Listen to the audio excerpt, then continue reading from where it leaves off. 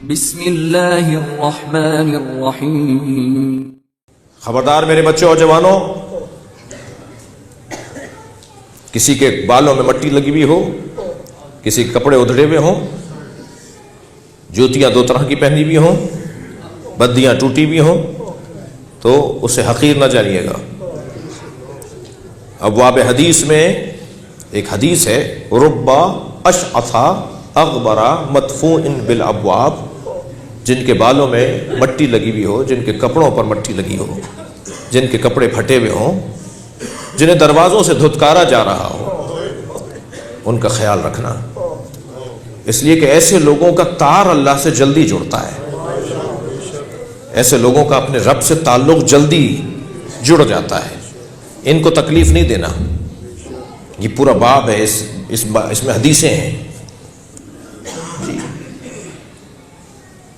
ایک ایسا ہی فقیر بازار سے گزر رہا، جیسے آپ کا یہ بات رستہ ہے نا، دکانیں بھی ہیں، ایک دودھ والے کی دکان کے سامنے سے گزرا تو اس نے آواز دے کر کہا، دودھ پیو گے؟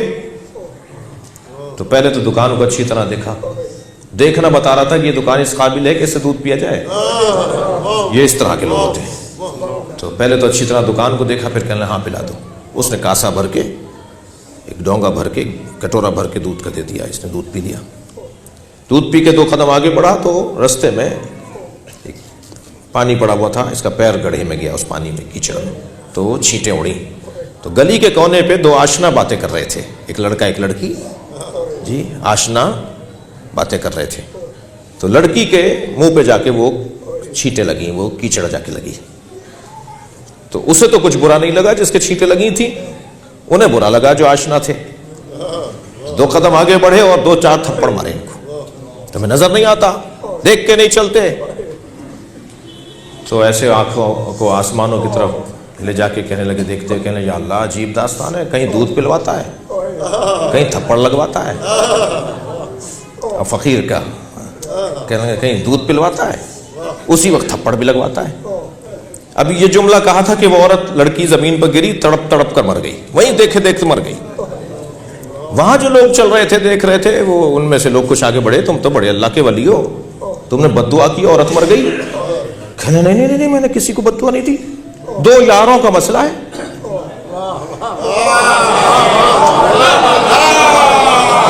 کہنے 2 یاروں کا مسئلہ ہے، ایک یار دوسرے یار سے ناراض ہو گیا۔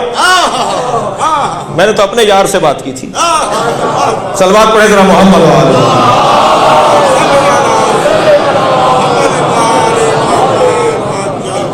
تو خبردار کسی کو اس حلیے میں دیکھ کر، واللہ یہ ہمارے بڑی گاڑیوں میں بیٹھنے والے لوگ، میں خود اس مشکل میں مبتلا ہوں، میں اپنے ان ڈرائیور بھائی کو، اپنے میرے ساتھ بیٹھنے والوں کو راستے بھر ڈانٹتا ڈپٹتا چلتا ہوں، تم انہیں انسان نہیں سمجھ رہے، تم ہی ہو اس روڈ کے مالک، تم ہی بس آگے جاؤ گے، دوسرا کوئی نہیں چل سکتا یہاں۔ واللہ بڑی گاڑیوں میں بیٹھنے والے لوگ، اچھی سواریوں پر بیٹھنے والے لوگ، پیدل چلنے والوں کو حقیر نہ جانے۔ بڑی مشکل ہے، بہت مشکل ہے۔ کبھی کبھی تو ڈاکٹر صاحب دل کرتا ہے سب کچھ چھوڑ کر کسی جنگل میں بس جاؤں، اس لیے کہ ہم یہاں رہتے ہیں تو ہم مثلا مجلس پڑھنے والے ہیں، خطیب ہیں، فلاں قومی خدمت گزار ہیں، نوکر ہیں آپ کے، تو کہیں جانا آنا بھی پڑے گا، کوئی ادارے بنانے پڑیں گے، آفس بنانے پڑیں گے، کہیں بیٹھنا پڑے گا، آئیں جائیں گے تو رستے میں کسی کا حق ہم سے پامال ہو سکتا ہے۔ مگر یہ جو بندہ ہے جس کو ہماری وجہ سے روک دیا گیا، یہ قیامت میں ہمیں رکوا سکتا ہے، کھڑا ہو جائے گا کہ پہلے میں جاؤں گا، اس نے مجھے رکوا دیا تھا رستے میں بڑی مشکل میں۔ ہم جیسے لوگوں کو بس کرم اللہ کا، اور اللہ ہی ان کے دل میں ڈالے گا کہ یہ معاف کریں گے ہمیں، کیونکہ واللہ ممبر پہ بیٹھا ہوں، بیوی کو راضی کرنے کی کوشش کر رہے ہیں کہ کوئی غرض نہیں ہے سوائے خدمت کے، مگر کیا کریں کہ دنیا ایسی ہے، تقاضے مجبور کرتے ہیں، ضرورتیں مجبور کرتی ہیں، مجبور ہو جاتے ہیں حالات سے۔ لیکن کبھی کبھی تو دل کرتا سب کچھ چھوڑو، جا کے کسی جنگل میں بیٹھ جاؤ۔ لہذا کبھی کسی فقیر کو حقیر نہیں جانیے گا، کسی غریب آدمی کو، مسکین آدمی کو زیادہ دوستی ان سے رکھیے جو فقیر ہیں۔ ویسے فقیر ڈاکٹر صاحب مجھے مل نہیں رہے، ہمارے معاشرے میں یہ مانگنے والے فقیر نہیں ہیں، بچوں یہ مانگنے والے فقیر نہیں ہیں، یہ ذلیل ہیں۔ فقیر مانگنے والے کو نہیں کہتے، دینے والے کو کہتے ہیں۔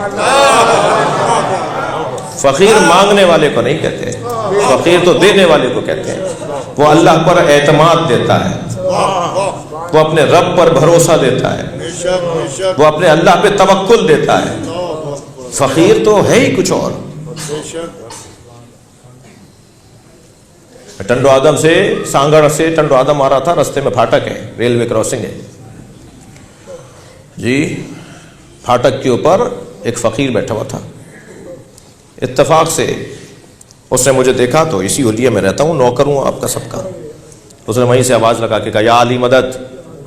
میں نے شیشہ اتار کے اس کو جواب دیا مولا علی مدد۔ کہنے لگا کچھ دوں؟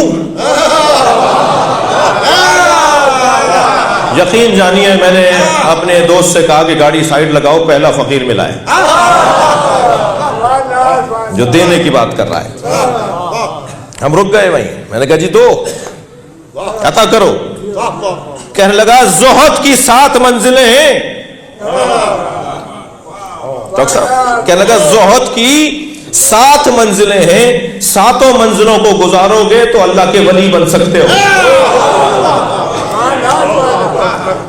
میں نے کہا عطا کریں؟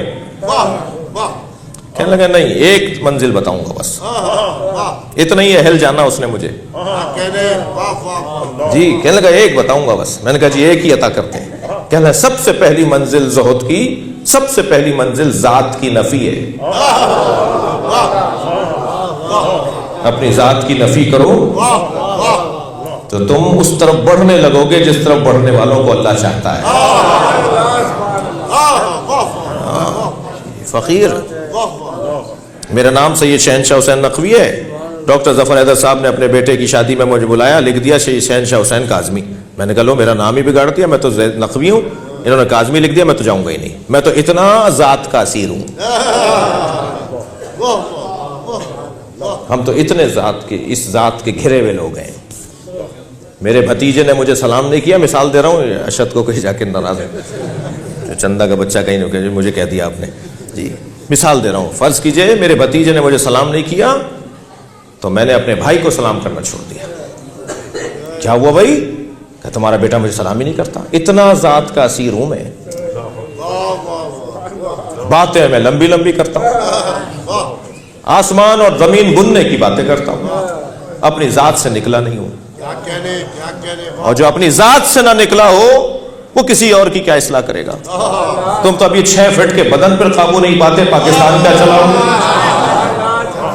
پاکستان کیا چلاؤ گے؟ تم تو 6 فٹ کے بدن پہ قابو نہیں پاتے۔